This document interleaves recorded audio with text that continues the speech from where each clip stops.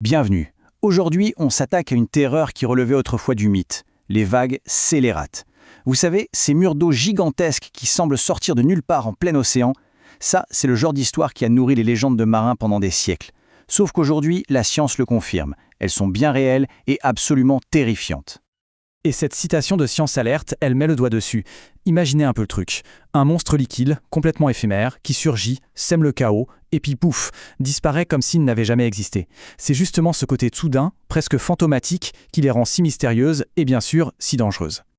Ok, alors, d'un point de vue scientifique, c'est quoi exactement une vague scélérate ? Pour être classée comme telle, elle doit être une vraie anomalie statistique. C'est pas juste une grosse vague, c'est une vague qui est au moins 2 fois plus haute que toutes les autres autour d'elle à ce moment précis. On parle de hauteurs qui peuvent facilement dépasser 20 mètres, de quoi faire disparaître un navire sans effort. La grande question, évidemment, c'est d'où est-ce qu'elles sortent ? Si ce ne sont pas des créatures mythiques ou une colère des dieux, quel phénomène physique peut bien créer de telles monstruosités ? C'est ce qu'on va essayer de comprendre ensemble. Alors, la première grande piste que les scientifiques ont explorée, c'est ce qu'on appelle l'instabilité modulationnelle. Pour faire simple, on va l'appeler la théorie du couloir. Pendant très longtemps, c'était l'explication numéro 1. Surtout parce qu'en laboratoire, ça marchait du tonnerre. L'analogie ici, elle est vraiment parfaite. Imaginez une foule immense qui essaie de sortir d'un concert par un tout petit couloir, l'énergie ne peut pas se disperser, les gens se bousculent, se rentrent dedans et l'énergie s'accumule de manière complètement chaotique. En abo, dans un canal aquatique tout étroit, les vagues font exactement la même chose. Leur énergie piégée s'amplifie et finit par créer des pics monstrueux qui ressemblent beaucoup à des vagues scélérates. Oui, mais voilà le problème. L'océan, ce n'est pas vraiment un couloir de laboratoire, c'est plutôt un immense champ ouvert. Et si notre foule sort dans un champ, elle se disperse tranquillement dans toutes les directions. Pas de chaos ou pas d'accumulation d'énergie. C'est pareil en mer. L'énergie des vagues peut se propager librement. Du coup, cette fameuse théorie du couloir, elle ne collait pas vraiment à la réalité de la haute mer. Il a donc fallu chercher une autre explication. Alors, des chercheurs ont eu une idée. Et si on arrêtait les simulations pour regarder ce qui se passe dans le monde réel ? Ils se sont donc tournés vers une quantité massive de données, collectées sur près de 20 ans. Et ce qu'ils ont trouvé est à la fois beaucoup plus simple et, d'une certaine manière, encore plus flippant. Ce chiffre y donne le vertige, 27 500. C'est le nombre d'enregistrements d'une demi-heure chacun qui ont été analysés. Et ça vient d'une plateforme pétrolière en plein milieu de la mer du Nord, une zone réputée pour ses tempêtes. On parle d'un volume de données absolument colossal, qui a enfin permis de percer le secret. Et la réponse, la voilà. L'interférence constructive.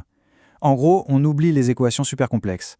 L'idée principale, c'est que la plupart des vagues scélérates sont simplement le fruit d'un malheureux hasard. Une superposition parfaite de vagues tout à fait ordinaires. Le processus, en fait, est d'une logique implacable. Des trains de vagues tout à fait normaux se croisent en mer. Par pur hasard, leurs crêtes s'alignent exactement au même endroit, au même moment. Leurs énergies ne font pas que s'additionner, elles fusionnent en un seul pic monstrueux et très bref. Ce n'est donc pas un événement anormal, juste une coïncidence statistique qui devient une menace physique bien réelle. Alors on pourrait se dire, ok, affaire classée, c'est juste un coup de malchance. Mais non, la science c'est rarement aussi simple. Une autre étude a montré que si cette superposition explique la majorité des cas, elle n'explique pas tout. Surtout, elle n'explique pas les vagues les plus extrêmes. On a découvert qu'il existe en fait tout un zoo de vagues scélérates. Une autre équipe s'est donc penchée sur 663 cas précis de vagues scélérates, cette fois en mer des Philippines. Et en les examinant une par une, ils se sont rendus compte d'un truc fascinant. Il n'y a pas un seul type de monstre, mais toute une ménagerie, avec des comportements et des origines différentes. Ce graphique, il est super parlant. On voit bien que les 3/4 des cas, ce qu'on appelle les modes stables, correspondent à notre bonne vieille superposition, notre coup de pas de bol. Mais regardez le reste. Ce dernier quart, c'est autre chose. Ce sont des structures bien plus complexes, qu'on appelle breathers et solitons, des sortes de vagues solitaires beaucoup plus stables et potentiellement encore plus dangereuses. Et c'est là que tout bascule. La majorité des vagues scélérates sont le fruit du hasard, d'accord ? Mais les plus hautes, les plus destructrices, celles des pires cauchemars de marins, font souvent partie de ces types plus rares, les breathers et les solitons. On n'est plus face à une simple coïncidence, mais à de véritables entités physiques à part entière, des prédateurs solitaires de l'océan. Bon, tout ça c'est bien beau, mais concrètement, pourquoi c'est si important de savoir qu'il y a plusieurs types de monstres ? Est-ce que ce n'est pas juste un détail pour scientifiques ? Eh bien non, pas du tout. Comprendre ce zoo a des conséquences très directes sur notre sécurité en mer. Le message, il est simple et direct. Si on sait à quel type de monstre on a affaire, on peut construire des boucliers sur mesure. C'est la base. Connaître son ennemi, c'est la première étape pour pouvoir s'en protéger.